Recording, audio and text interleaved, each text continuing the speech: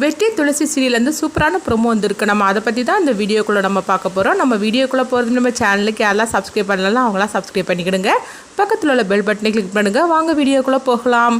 சிவராமனும் லட்சுமியும் எப்படியாவது நம்மளை நம்பி 5 பேர் இருக்கிறாங்களா, நம்ம என்ன பண்ணுறதுக்கு எப்படியாவது கஷ்டப்பட்டு நம்ம வேலை செஞ்சால் ஆகணும் அப்படின்னு சொல்லிட்டு சிவராமன் பார்த்தோம்னா அவங்க ஃபுட் டெலிவரி பண்ணிகிட்டு இருக்கிறாங்க. இங்கே லட்சுமி பார்த்தோம்னா அவங்க வீட்டு வேலை செய்கிறதுக்காக அவங்க அதாவது வேறு ஒரு வீட்டில் போய் வேலை செஞ்சுட்ருக்குறாங்க. இதை சிவராமன் பார்த்துருந்தாங்க. பார்த்ததுமே ஏன் லட்சுமி நீ இந்த மாதிரிலாம் நீ பண்ணுற அப்படிங்கும்போது என்னங்க இப்படி பேசிகிட்டு இருக்கிறீங்க, நம்ம குடும்பத்துக்காக தானே நான் அந்த வேலை செய்கிறேன், அதனால் எனக்கு எந்த வித சுமையும் கிடையாதுங்க அப்படிங்கவும், ஆமாம் உங்கள் ஆட்ட தொழில் என்னாச்சு அப்படிங்கும்போது இல்லை எனக்கு தரமாட்டேன்னு சொல்லிட்டாங்க, அதனால தான் இந்த வேலைக்கு வந்து அப்படிங்கவும் இந்த விஷயம் பார்த்தோம்னா அதாவது துளசிக்கு தெரிய வருது. அவங்க தெரிஞ்சதுமே அவங்க அப்படியே அதிர்ச்சி அடைகிறாங்க. அடுத்து பார்த்தோம்னா தன்னுடைய அப்பா அம்மாவை பார்க்கறதுக்காக வெற்றியோட வீட்டுக்கு வராங்க. வீட்டுக்கு வந்ததுமே துளசி கேட்குறாங்க, எதுக்குப்பா நீங்கள் இந்த வேலைக்கெல்லாம் போகிறீங்க அப்படின்னு சொல்லும் போது, வேற என்னமா பண்ணுறதுக்கு, என்ன நம்பி 5 பேர் இருக்கிறாங்களா, அவங்கள நான் எப்படியும் நான் காப்பாற்ற தானே செய்யணும் அப்படிங்கவும் உடனே வெற்றி சொல்கிறாங்க, மாமா நான் சொல்லுவேன் ஆனால் நீங்கள் அதை கேட்பீங்களா அப்படிங்கும்போது, என்ன மாப்பிள்ள எதுவாக இருந்தாலும் நீங்கள் சொல்லுங்கள் அப்படிங்கும்போது, இல்லை மாமா நீங்கள் எதுக்காக இந்த மாதிரிக்கெல்லாம் வேலை செஞ்சு நீங்கள் கஷ்டப்படுறீங்க,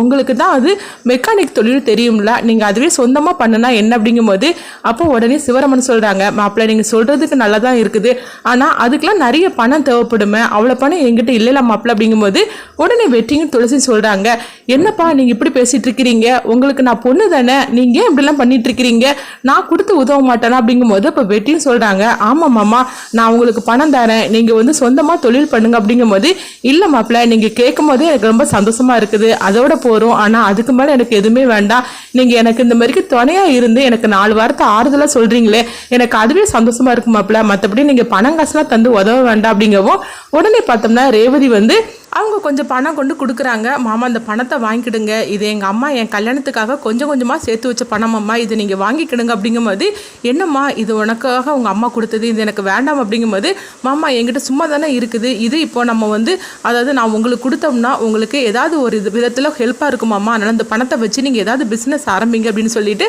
ரேவதி அவங்க கட்டாயப்படுத்தி சிவராமன்ட்டு அந்த பணத்தை கொடுக்குறாங்க. அடுத்ததாக பார்த்தோம்னா முருகனை காட்டுறாங்க. முருகனும் அவங்களால முடிஞ்ச அளவுக்கு கொஞ்சம் பணத்தை கொடுக்குறாங்க. என்னடா எனக்கு பணம் தர அப்படிங்கும்போது, இங்கே பாருங்க நான் கஷ்டப்பட்டு நான் உழைச்சி சம்பாதிச்ச காசு, இது உங்களுக்கு இருக்கட்டும், நீங்கள் ஏதாச்சும் பண்ணுங்க அப்படின்னு சொல்லிட்டு முருகன் அவங்க ஜாடையை அவங்க சொல்லவும், இதை கேட்டதுமே சிவராமன் லட்சுமி கண்கலங்குறாங்க. அடுத்து பார்த்தோம்னா துளசி தான் கையில் இருக்கிற வளையல் செயினெல்லாம் கழட்டி கொடுக்குறாங்க.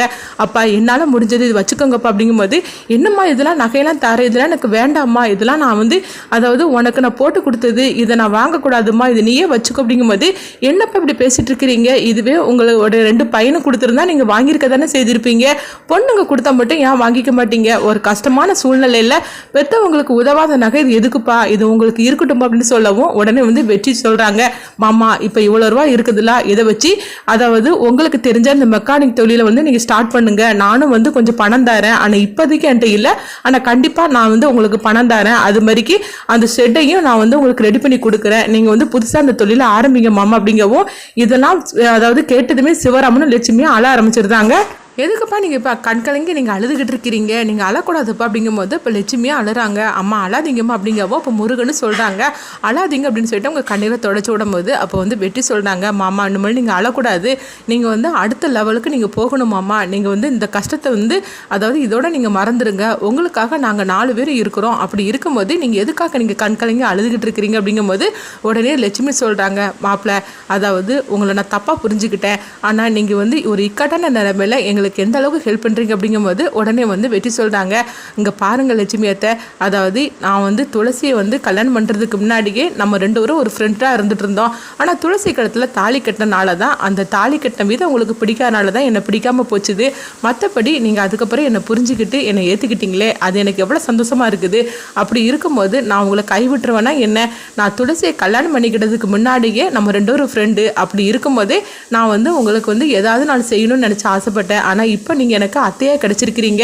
இப்படி ஒரு அத்தை மாமா கிடைச்சதுக்கு நான் தான் கொடுத்து வச்சுருக்கணும், உங்களுக்கு ஏதாவது ஒரு உதவி பண்ணுறதுக்காக எனக்கு அந்த பாக்கியம் கிடைச்சது, அதுவே எனக்கு சந்தோஷமாக இருக்குது அப்படிங்கவும் உடனே சிவராமன் சொல்கிறாங்க, எங்கள் பாருங்க மாப்பிள்ள நீங்கள் எங்களுக்கு ஹெல்ப் பண்ணாலும் நான் அதை கடனாக தான் வாங்கிக்கிடுவேன் அப்படின்னு சொல்லும்போது, மாமா உங்கள் இஷ்டப்படி நீங்கள் என்னனாலும் நினச்சி வாங்கிக்கிடுங்க, எனக்கு எந்த இது கிடையாது, அதாவது எந்த வித ஆட்சேபனையும் கிடையாது, ஆனால் நான் கொடுக்குற உதவியை மட்டும் நீங்கள் வாங்கிக்கிடுங்க மாமா அப்படின்னு சொல்லும்போது, அடுத்ததாக உங்களுக்கு தொழிலுக்கு என்னெல்லாம் வேணுமோ அது எல்லா ஏற்பாடும் நீங்க பண்ணுங்க அப்படின்னு சொல்லவும் உடனே சிவராமனும் சந்தோஷப்பட்டுட்டு இருக்கிறாங்க. இப்போ துளசி சொல்றாங்க, சரிப்பா நாங்க கிளம்புறோம் அப்படிங்கும்போது உங்களுக்கு எதுவா இருந்தாலும் நீங்க எனக்கு ஃபோன் பண்ணுங்க, ஆனா ஃபோன் பண்ணாம மட்டும் இருந்துடாதீங்க.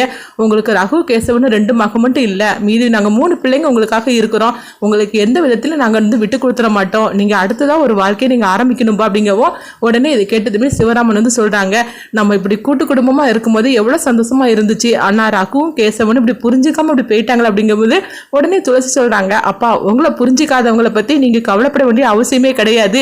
நீங்க அப்படி ஒரு 2 பிள்ளைங்க இருந்தாங்கன்னு சொல்றதே நீங்க மறந்துருங்கப்பா அப்படின்னு சொல்லவும் உடனே வந்து லட்சுமி வந்து அவங்க சிவராமனுக்கு ஆறுதல் சொல்லிட்டு இருக்கிறாங்க. நீங்க அழாதீங்க அப்படின்னு சொல்லும் போது அப்ப சிவராமன் வந்து நினைக்கிறாங்க, என்ன இருந்தாலும் எப்படி நான் வந்து அழாம இருக்க முடியும், அவங்க 2 பேரும் வீட்டை விட்டு போனதுன்னு நினைக்கும் போது எனக்கு கஷ்டமா தான் இருக்கு அப்படிங்கும் போது உடனே துளசி சொல்றாங்க, அப்பா நீங்களா வீட்டை விட்டு போக சொன்னீங்க, அவங்க தான் உங்களை வீட்டை விட்டு அனுப்புனாங்க. அப்படி இருக்கும்போது நீங்க எதுக்குப்பா அவங்கள பத்தி கவலைப்பட்டு இருக்கிறீங்க? நீங்க அதை பத்திலாம் நினைக்காம நீங்க வந்து அடுத்ததா பிசினஸ் பண்ணதுக்கு என்னென்ன பண்ணணுமோ அந்த வேலையை நீங்க ஆரம்பிங்கப்பா, உங்களுக்காக நாங்கள் இருக்கிறோம்பா அப்படிங்கும் போது இதை நினைச்சதுமே சிவராமனும் லட்சுமி ரொம்பவே சந்தோஷப்பட்டு இருக்கிறாங்க. அடுத்து பார்த்தோம்னா துளசியும் வெற்றியும் அவங்க வரவும் அப்போ வந்து துளசி வந்து வெற்றி கிட்ட சொல்றாங்க, உங்களுக்கு நான் வந்து தேங்க்ஸ் சொல்லணும் அப்படிங்கும் போது என்ன துளசி நம்மளுக்குள்ள என்ன தேங்க்ஸ் அப்படின்னு சொல்லும் போது என்ன இருந்தாலும் சரிதான், எங்க அப்பா அம்மாவுக்கு ஒரு இக்கட்டான நிலைமையில நீங்க வந்து இந்த மாதிரி உதவி பண்றது நினைக்கும் போது எனக்கு எவ்வளவு சந்தோஷமா இருக்கு தெரியுமா அப்படிங்கிறாங்க. துளசி அவங்க வந்து நம்ம கல்யாணத்துக்கு முன்னகிட்டே தான் உங்களுக்கு அப்பா அம்மா, இப்போ வந்து அவங்க எனக்கு மாமனார் மாமியார், அதை நீங்கள் மறந்துடாதீங்க. அதனால அவங்களுக்கு உதவி பண்ணுறதுக்கு நானும் கடமைப்பட்டிருக்கிறேன் அப்படிங்கும் போது இந்த மனசு எத்தனை பேருக்குங்க வரும்? இந்த காலத்தில் பெத்த பிள்ளைங்களே அப்பா அம்மாவுக்கு சோறு போட மாட்டேன்னு சொல்லிட்டு வீட்டை விட்டு அனுப்பி விட்டுட்டாங்க. அப்படி இருக்கும்போது நீங்கள் வந்து சொந்த மாமனார் மாமியாருக்காக நீங்கள் இந்த அளவுக்கு நீங்கள் ஹெல்ப் பண்ணுறீங்கன்னு நினைக்கும் போது எனக்கு ரொம்பவே வந்து சந்தோஷமாக இருக்குங்க அப்படிங்கும் போது அப்போ வெட்டி சொல்கிறாங்க, இதெல்லாம் சரிதான், ஆனால் வந்து என்ன நீங்கள் தான் ஏற்றுக்கிடணும் அப்படிங்கும்போது உடனே வந்து துளசி சிரிக்க ஆரம்பிச்சிருந்தாங்க. அப்போ வந்து துளசி வந்து எதுவுமே பேசாமல் அமைதியாக போகவும் இந்த ஒரு விஷயத்தில் மட்டும் அமைதி தானா, என்னை என்னைக்கு தான் நீங்கள் கணவராக ஏற்றுக்க போகிறீங்களையோ தெரியலையே அப்படின்னு சொல்லிக்கிட்டு இருக்கவும் என்ன வந்து நீங்களே பேசிகிட்டு இருக்கிறீங்க அப்படின்னு துளசி கேட்கும்போது இது சொந்த கதை சோக கதைங்க அப்படின்னு வெட்டி இருந்து சொல்லிக்கிட்டே சிரிச்சுக்கிட்டு வராங்க. அடுத்துதான் இங்கே பார்த்தோம்னா அஞ்சலியை தான் காட்டுறாங்க. அஞ்சலி கிட்ட வந்து மகேஷ் கேட்டுட்டு இருக்கிறாங்க, இங்கே பாரு அஞ்சலி, நீ பாட்டுக்கு போகிற நீ பாட்டுக்கு வர, நான் வந்து உன்னுடைய புருஷன், நீ என்கிட்ட ஒரு வார்த்தை கேட்க மாட்டே அப்படிங்கும்போது உங்களுக்கு புருஷங்கிற அங்கீகாரத்தையும் மரியாதையும் நான் கொடுத்து தான் வச்சுருந்தேன். ஆனால் என்னைக்கு நீங்கள் வந்து இந்த மாதிரிலாம் ஒரு அல்பமாக நடந்துக்கிட்டீங்களோ அதுக்கப்புறம் உங்ககிட்ட நான் எதுவும் கேட்க வேண்டிய அவசியம் இல்லை அப்படிங்கிறாங்க. அடுத்ததாக பார்த்தோம்னா மகேஷ் வந்து ரொம்பவே எரிச்சலோடு இருந்துட்டு இருக்கிறாங்க. இவன் நம்ம கை மீறி போயிட்டால, கூடிய சீக்கிரத்தில் அந்த இருட்டு ரூமில் என்ன இருக்குன்னு சொல்லிக்கிட்டு அதையும் கண்டுபிடிக்கிறதுக்காக வருவா, அதுக்குள்ளேயும் எப்படியாவது அவங்கள நம்ம இடம் மாத்திரன்னு சொல்லிக்கிட்டு மகேஷ் வந்து திட்டம் போடுறாங்க. அதாவது முருகனோட அம்மாவை அந்த ரூமில் அடைச்சி வச்சிருக்கிறாங்களா, அவங்கள எப்படியாவது வேற ஒரு இடத்துல வந்து மாற்றி வச்சிடணும். ஏன்னா இவ எந்த நேரத்துலனாலும் அந்த ரூமை திறந்து உள்ள போய் பார்த்தான்னா அவ்வளோதான், நம்ம கையங்குளமா நம்ம மாட்டிக்கிடுவோம். ஏற்கனவே நம்மளை பற்றி இந்த மாதிரி விஷயம் தெரிஞ்சதுமே நம்மளை வந்து என்னன்னு கூட அவள் பார்க்க மாட்டேங்கிறா, இதில் வந்து முருகனோட அம்மாவை பார்த்துட்டாக்கி அவ்வளோதான் அப்படின்னு சொல்லிட்டு மகேஷ் நினைக்கிறாங்க. அடுத்தது என்னதான் இந்த மாதிரி கடையில் நடக்குன்னு சொல்லி நம்மளும் வெயிட் பண்ணி பார்க்கலாம்.